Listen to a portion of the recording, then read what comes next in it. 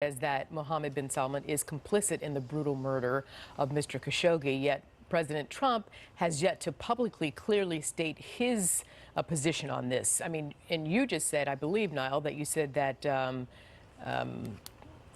don't want to misquote you, but you said that the murder and the relationship with Saudi Arabia should be kept separate. So what should President Trump do, and what about accountability? Well, I do think it's important that the United States holds the Saudi Arabian government to account for its actions here. And already you have 17 Saudi individuals implicated in the murder of Mr. Khashoggi who have been sanctioned by the United States. I'd expect to see that net of sanctions being expanded actually in the coming weeks and months. To involve the Crown Prince? Well, with regard to the Crown Prince, himself, I think it's going to be difficult for the United States to take direct action against the Crown Prince. You're dealing with a sovereign nation here.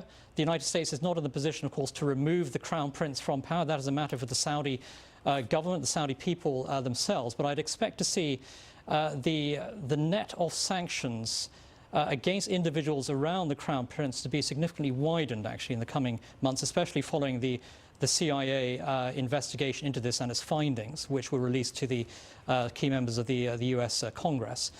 So I think the pressure is going to increase here. But in terms of the big picture here, the U.S.-Saudi relationship is going to continue because it's far too important a partnership to be derailed here.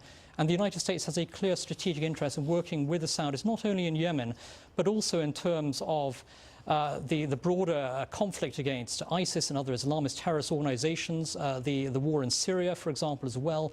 So right. Saudi Arabia is a vitally important U.S. ally. That's going to continue, but the U.S. certainly can hold those responsible for the killing of Mr. Khashoggi to account.